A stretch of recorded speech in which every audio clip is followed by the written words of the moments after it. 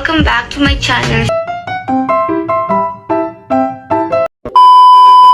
Nahalungkat ng mga netizens ang lumang vlog ni Fiang na kung saan ay batang-bata pa siya rito. Siguro ito ay panahon ng pandemic dahil nakasuot pa siya rito ng face mask.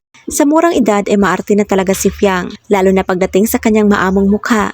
Dito ay pinakita niya kung paano niya ayusan ang kanyang sarili. Kaya hindi nakapagtataka kung bakit ngayon ay mas lalo siyang gumanda dahil bata pa lang ay maalaga na sa katawan ang babae. Naglagay din si Fiang ng yelo sa mukha upang mawala ang kanyang mga pores. Bagay na mas nauunawaan ng mga netizens ngayon kung bakit ganoon na lang siya kung magmakaawa kay kuya noon patungkol sa kanyang skincare. My skincare page. Tayo dito sa labas. Natural na din kay Fiang ang pagiging friendly at malapit sa mga kaibigang lalaki. Bagay na minsan ay nami-misinterpret ng karamihan.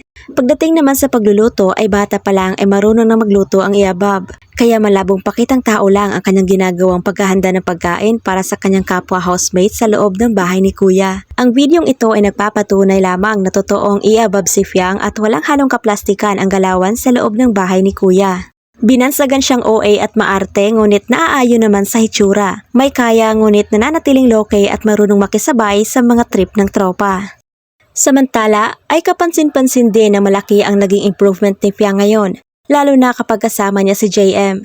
Ibang klase din ang tulong na naiambag ni JM para maiayos ang minsay maling karakter ni Fiang. Sinasaway kasi ni JM si Fiang kapag hindi nito nagugustuhan ang pananalita at galaw ng dalaga. Ayon sa mga fans na nakakapansin ay tumitino umano ang iabab kapag si JM ang nasa tabi nito at nakikinig naman daw si Fiang sa binata. Kaya mas lalo nilang pinupush ang tambalang JM Fiang dahil bukod umano sa may spark ang dalawa ay sobrang bagay raw talaga sila. Isang clingy at isang matured mag-isip.